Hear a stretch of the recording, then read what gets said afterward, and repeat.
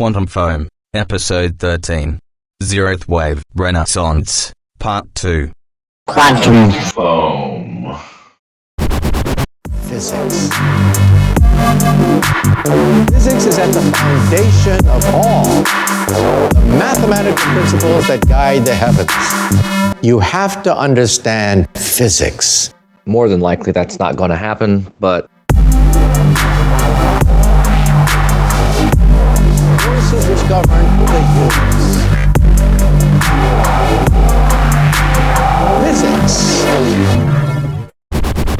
this can be looked at as something where we study the following: the audio program you use, the mics you use, and how everything's set up. I'm just wondering if you have mic to mixer to computer with sound card, whatever, with or without sound card, whatever, and then into the audio program, do you have the ability to voice activate recording? You're the one making the podcast here. Because some of this stuff is pretty awesome. It works for single podcasts. If you have two people, obviously the other person talking could start the recording of the other person. When you're mixing in this stuff, it's a lot more complicated. Why don't you get into the other half of how Zerothwave Productions sound engineering is starting a new renaissance? In other words, the music sound spectrum that you humans tend to enjoy listening to these days. The editing you do was some bullshit between what you keep, what don't you keep, what did you hear, what didn't you hear. Shit is so freaking confusing. You have to develop a method that works for you and then do it every time and then write down the method you do and every so often check to make sure all your methods are being done. And so that is why I did the test run of the first 10. Now I knew what I needed to do to get hardware, software, everything else to do the other, whatever, however many of these I'm ever going to do. The other 990, I'm just going to say. So there's going to be a lot of filler material when you make that many episodes. So I'm just wondering what kind of hardware is a good thing to be working with and what you may or may not be working with. But you know what I'm working with now. I basically have a cheap dynamic mic with a switch on it. So that way I can turn it off and nobody will record me without my permission. I literally disconnect the coils in the mic. That's what an off switch is. Basically, it's warm enough for bugs to start coming back out now, which is generally a good sign, which means I'm going to get to go back to work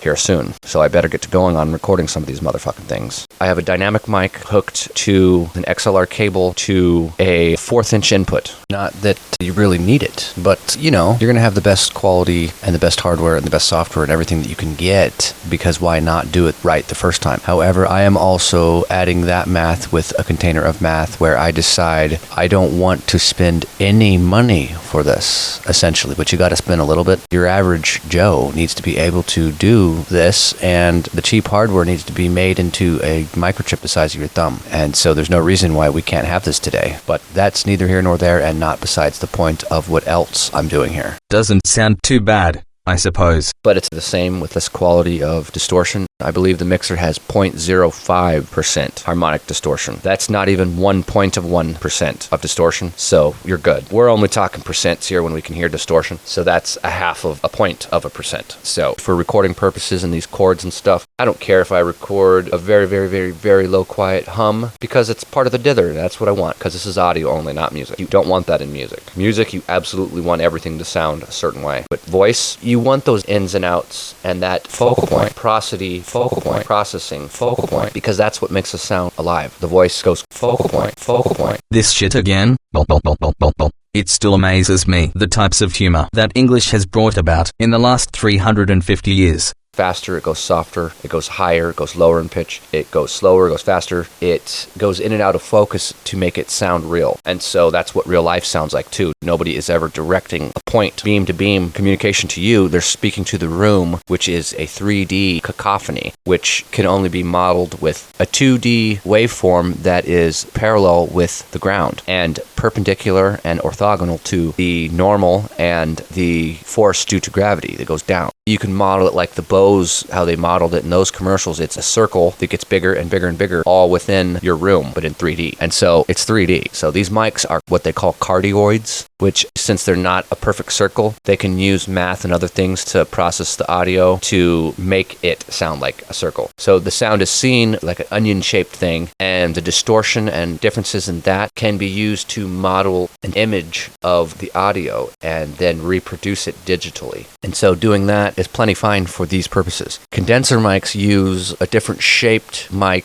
diaphragm, which then reflects or sends the waves into a plate or on a plate, which then other technology converts into an audio signal. So a lot of times for singing and music, recording a guitar and things like that, you want something that's that high quality because it can record in 384 kilohertz, which is extreme overkill. But for voice, it's like, a voice is a fucking voice, man. All music is CD quality music. 16-bit, 44.1 kilohertz, point wave. Then it's encoded down to whatever the fuck, AAC, MP3, whatever else. And the source that's playing it is going to be something that can generally only play up to CD quality music. I'd say that's a pretty good understanding of the essence of professional sound engineering. Now, our phones and a lot of other hardware can play above that, but remember that sound equipment, they make it 1 year, and then people 20 years later are still using this shit. So essentially, there has to be standards. And for sound and digital sound, they already made that standard years ago. I don't even know how long ago. 1982. That's basically when Philips and Sony released that standard, bro. And so 16-bit wave is CD quality music, and for voice, that's plenty fine. There's no reason to be messing with upsampling and up bit rating, because when you're doing in and out of your production, it introduces errors, and I've had this happen. It can introduce clicks and pops when you go from 48 kilohertz to 44.1 kilohertz. And finding all those clicks and pops, you got to go through the thing sample by sample, okay? It's stupid. Re-record all of it. Trash it. Why does the post-production editing always seem so much harder than simply the recording part? Or figure out how to deal with the software where it won't do this. Trash it. I have had to do this over years of practice with these programs. Trash it. And this is simply just stuff that you can't know without doing it the way I did unless I tell you, and this is me telling you. Trash it. Trash it. There's certain things with the music that it'll do that'll cause you so many problems that you'll have to fix it and waste a lot of your time. And so the best thing to do is just get a mic, get a mixer, get a sound card, record it, and edit out the bullshit, and do a little mastering at the end, kick that bitch out. There isn't much material getting edited out, just stutters and stuff and coughs. Kick that bitch out. And, nuclear explosions that happen next door and shit. And kick that bitch out. But we're really not editing much out but the white space. Kick that bitch out. It's not that hard. Do whatever format you want, and then that's how you do it. Kick that bitch out. So you already kind of know that, but kick that bitch out. These are basically just questions I need to ask before going further, and I did. I'm just wondering if you're going to be using these voice-activated recordings and other things like that. It's just kind of weird and interesting that I can see the sound while I'm saying the sound, while I'm recording the sound, while I'm also recording the sound to you. Yeah.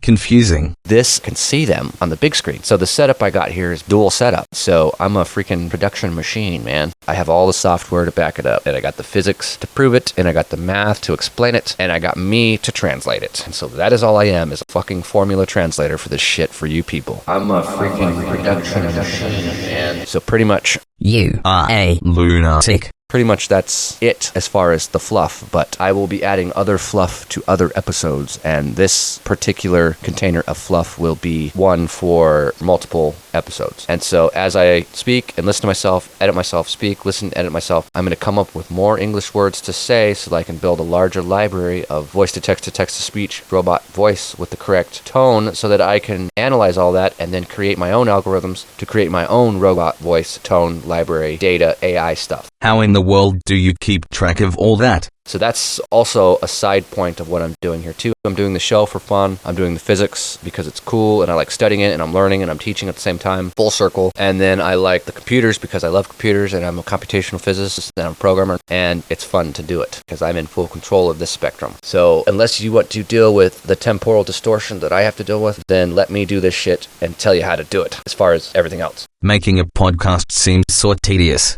Most people just want a finished product. The nuanced bullshits, I'll gladly find out what the problem is and spend the time doing it because it's fun for me, even though it's bullshit at the end, but then you know why, and I like finding out why. Let me guess, this is how I can even be here? Because I like the idea of being able to explain to Isaac Newton why gravity works. I knew it. As opposed to gravity does work. The fact that gravity does work. Taking care of known infinity problems. This idea is still deeply embedded within the study of mechanics. And the mechanics behind the gravity that works. Big G. That's right. Big G. What's your gravity in that equation? Okay, your constant. G is just constant, so it's like 10 or 9, so it gives you a rate. 9 gravity units is the effect between that object and that object. How do you find those gravity units? Okay, you got G, you got little m, big M, all over r squared. So you're talking about a distance from here to there. Displacement, radius, that's your r. Square it, that's in the denominator. The big M is the mass of the first object that's bigger, and the second M is the mass of the second object, which is smaller. It doesn't matter which one's first, commutative property with multiplication. So you're averaging the multiplication of the masses, putting them together, and then seeing the displacement between the division of that over the denominator. Exactly. There are a lot of neat little tricks you can do using my formula for gravity. So what you're doing is you're converting a point particle into a rod of length L. You're modeling two stars that are actually two balls that revolve around each other, like it's just a pole that spins around a center of gravity. So using math like that, you're able to actually do calculus. And that is the essence of what Newton figured out when an apple hit his head in 16 whatever. His book came out in 1687. I chose that date for a reason. That fucking asshole Leibniz.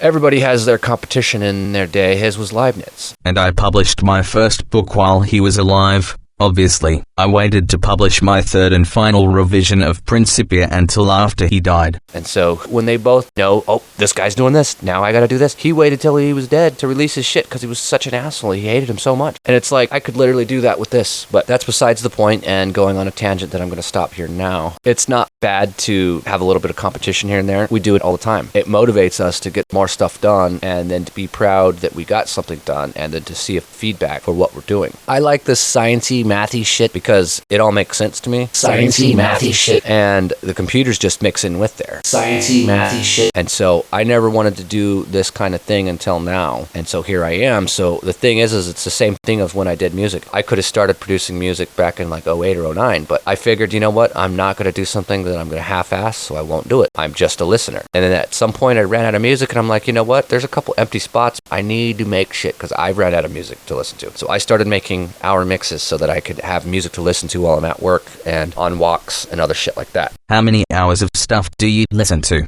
Wow. And so I need more shit, and it doesn't have to be just me or music. But what I'm doing with the sound stuff is totally creating a new sound box. The website will be able to play all music, my music, because it's my property, other music, and podcast stuff as well. There's a whole entire arena of podcasts. And so you got your different types of sound, and then there's sound production library stuff that you don't listen to, you just download them and use them to make your stuff. But all this audio shit, digital audio shit, is stuff that I'm going to be putting on the website because di.fm started digitally importing electronic music back in 99. But all that stuff is besides the point. This sound shit is what I do, and the math, physics, computer shit, and what everybody else does is other stuff. It's not quite as specialized as what I do. So I'm learning what I'm doing because I'm trying to run a fucking company, and this is a fucking company. I have an employer identification number with the IRS and everything, so that I could sell CDs and music, and then I'm going to run all that through the business just in case I do something and somebody sues me. That way I'm not screwed. The business is just screwed. And so that is why I've structured all of this the same thing. I got my EIN 5 years ago. I have not done anything with it though. But now I'm doing something with it. So I'm building up these albums, these sound libraries, building the code from the ground up, making the art from scratch for every part of it. I'm literally doing every single part, every sample of every programming code from 1 byte all the way up to the entire size of the entire website. And what it does is what I'm doing. And so you really do have a wide variety of experience.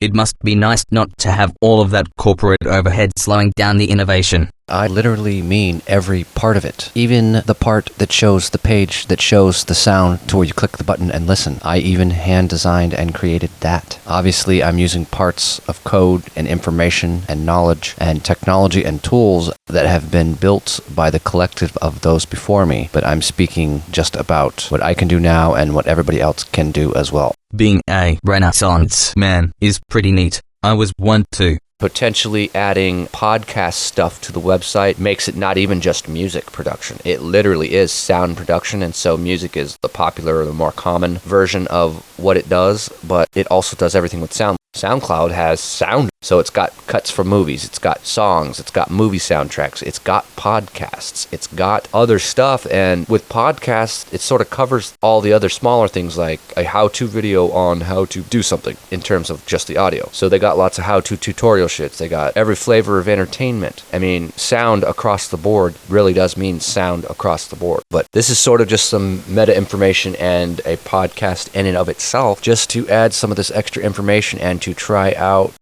the hardware and see what it does when I record with this and with that, to see if the quality on this can be compared to the quality on that, and I can really see the difference in the dithering and the distortion and other things like that. And basically this should be enough information to let me know and give me concrete proof that what I'm doing is the way I should do it, because if I am about to do 495 more hours of this shit, then I need digital confirmation from the Matrix. I suppose I will play along. The Matrix says break time.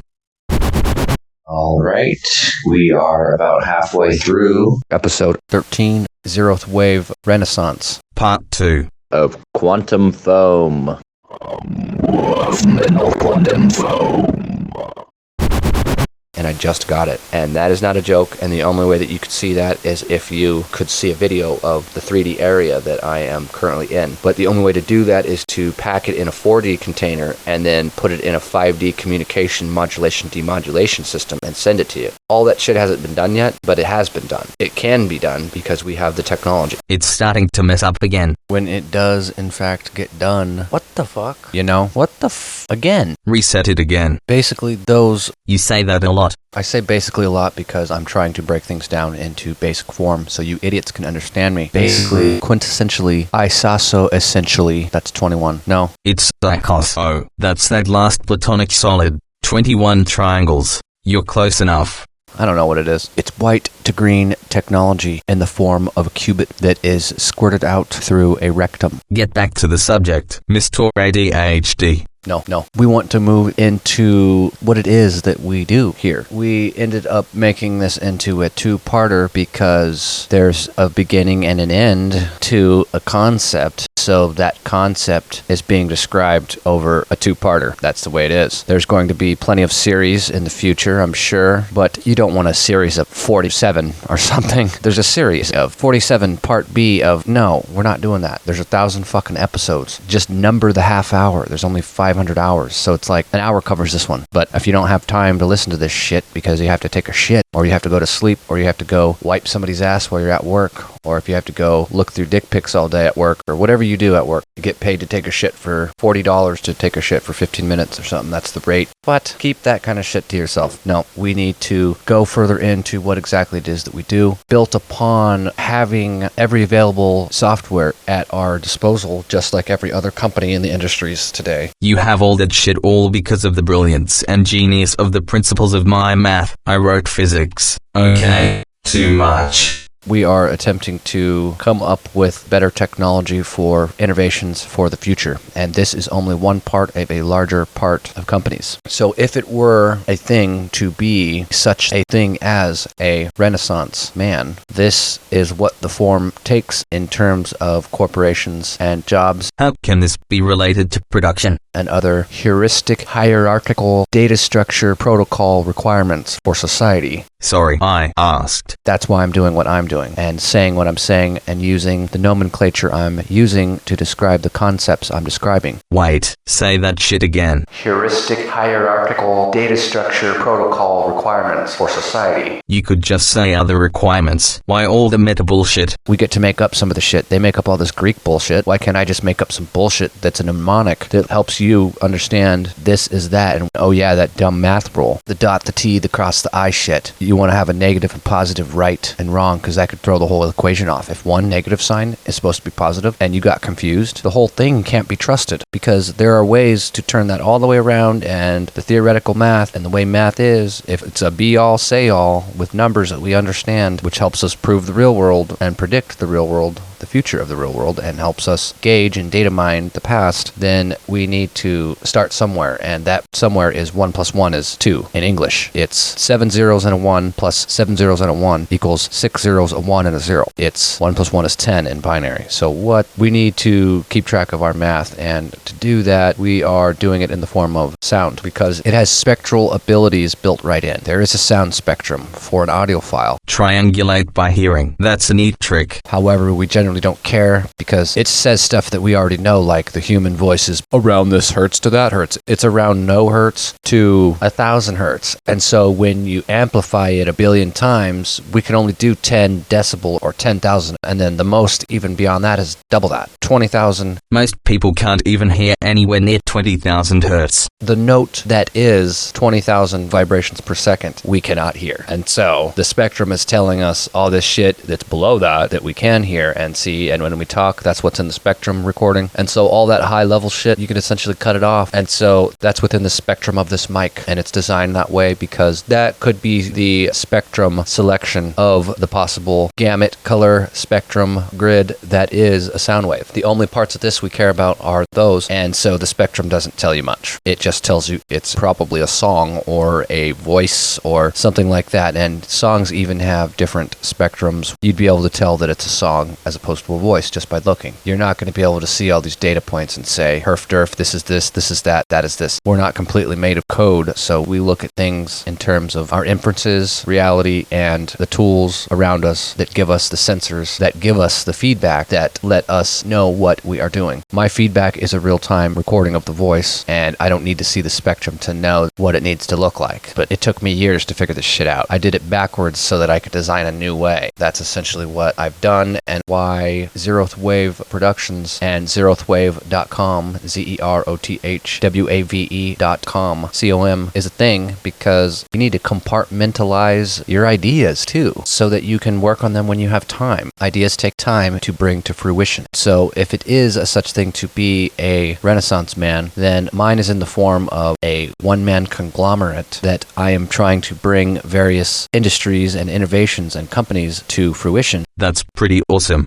We need more innovators. And only a select few of them will probably make it. Zerothwave right now is really the main one that I'm driving, and it actually has content, and it does stuff, so I can sell services to people or provide them as donations. You are helping people who are seeing impaired, or otherwise unable to read or enjoy all 5 senses that most humans are able to do. Or whatever. What I'm doing is providing code and sound and digitization and breakdowns of subsections of sound files that have been digitized in a codex or a format or a correct listing where we can type in a fucking word and it'll give us some text feedback or sound feedback one-to-one. Right now, it's still, you get an audio response or a text response. How do we serve accessibility options to their requirements? How do we offer our information to somebody who absolutely cannot hear anything? And what we are offering is a sound wave. Well, I'm sorry, you will not be able to quote-unquote hear this, but you may be able to quote-unquote calculate a version of hearing it by reading a fucking text of it. And even though it may look retarded as for a transcript, you will know it is not, because it was meant to be given in the form of spoken conversation in the English of language, and the language of English. And so I'm pretty much as close to a computer as a human can get, and I'm going to create a computer that is as close to a human as I can, as far as an AI personality. And there are reasons why we need this AI. We need the smart shit so we can build the shit we need and dumb it down to where it needs to be. We need to make a dumb robot that squirts out rubber, that makes a hose that we put in our cars. But we don't need that machine to psychoanalyze us. That's what we have humans for. We don't need a digital doctor unless it really is smart enough to be a digital doctor. And that is questionable these days. But while real doctors are using these heads-up displays that give them computer information at their disposal, it can be done the other way around too. Somebody who's never done surgery can be offered all the information they need to know and all the tools they need to do it, and instructions that are clear enough for them to comprehend. Yet, you don't want to do that ideally. However, we are of the day and age where everybody thinks they are a doctor. You can look shit up online and, oh, I know everything there is to know about this now because I read an article. Well, it's not as simple as that. You have to do a whole paper on every concept, and then review your own concept, and then peer review your concept, and then review the review of your peer-reviewed concept, and so forth and so on. And so you can't just do that by reading something, because anybody can put anything there. But by consensus, things generally remain somewhat accurate, mostly accurate. But you can get mostly accurateness from one human, and that mostly accurate human may be able to read this information and actually perform the job. So this is a matter of technology that goes to the end user and goes all the way to the programmer. And in this case, I am the end user and the programmer. So one option that we are going to be looking at for future technology and software development exhibitions, what we're going to show people of the tech we got. Nice. Yes. Sum it up at the end sometimes as well. Pretty much, we need to have sound 1-to-1 and text 1-to-1. And so if you see a picture of a car, a word comes up,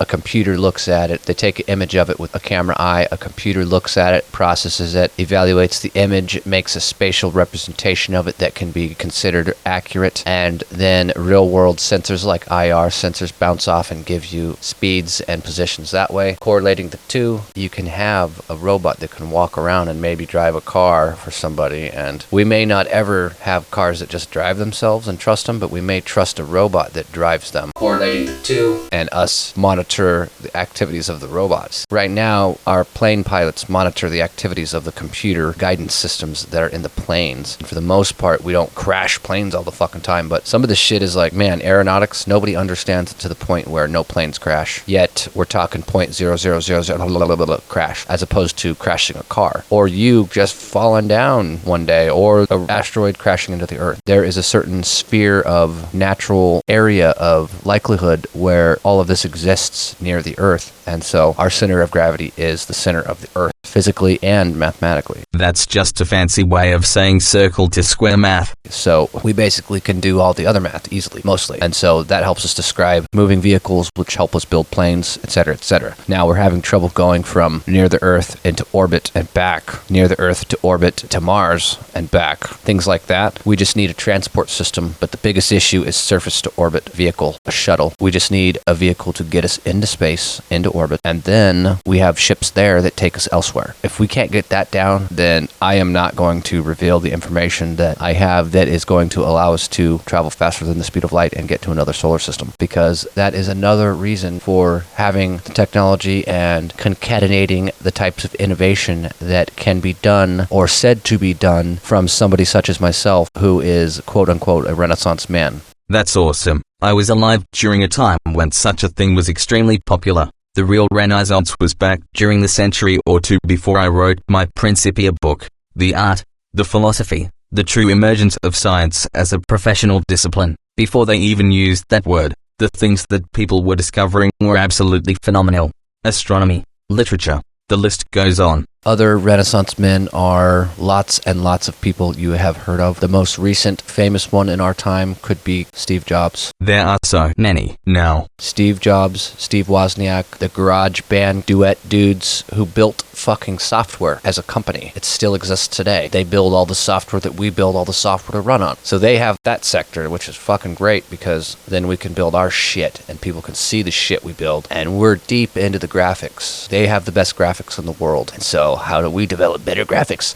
They have good graphics, but they just give us the graphics. And so we need to develop physics and mechanics. So the types of thing that this is going to allow are endless, and I won't even get into them here. However, having a computer properly work with information is what we all want, and I am trying to develop physics that can be accurate down to a certain degree of accuracy, even under gravitational metric tensor math, pretty much flying near a sun. Hey, we had never went into space in my day. We knew that Mercury had a problem with the orbit, but shit, I figured out planet orbit math. Shit, Kepler saw. René Descartes helped split the schools of thought from logical philosophy, and that of the rampant mysticism. I still have ideas about alchemy. I know it can't all be rubbish, but that is how science works. This is how humans learn definitively. How do you make a ship fly near a sun and not fall into it? And then all of a sudden want to change direction and go over by that planet. If you fly around in the solar system, you have all this shit pulling you everywhere. And if you let yourself drift under a certain time, you'll go into it. We've proven all of this shit. You got two baseballs that are in quote-unquote complete and utter separate inertial reference frames and let them sit there. They coalesce. Planets form this way, probably in some ways. Particles stick together because of gravity and a bunch of other things. We know that the reference frame of each of those balls cannot be complete because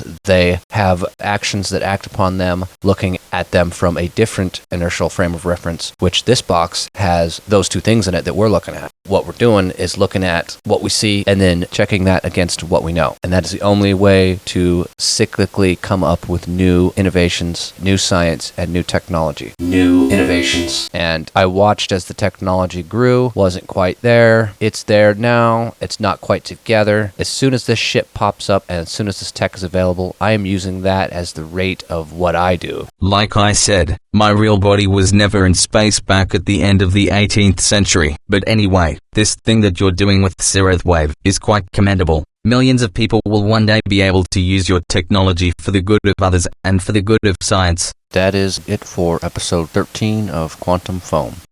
Quantum foam.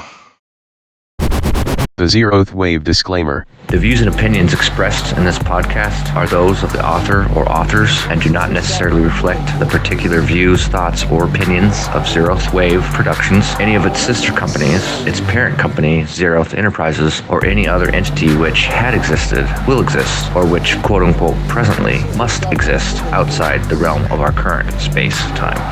Quantum Foam is produced by Zerothwave Productions.